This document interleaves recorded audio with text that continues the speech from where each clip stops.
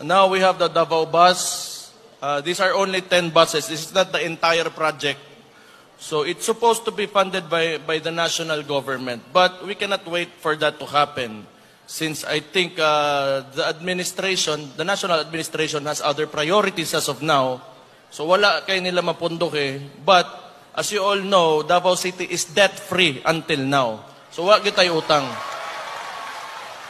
Maunang kaya na to mo gasto, mo palit ta og mga ingon aning sakyanan para sa inyo ha. Ato man eh.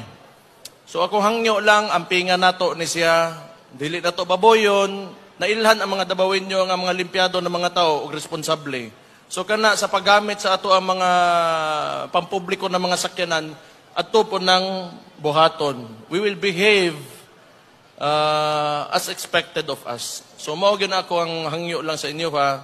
Dili na to dauton ato mga gamit. So ang tibuok project is moabot na siya og 70 billion. So medyo dako na siya. And unfortunately, medyo wala kayo dili aligned ang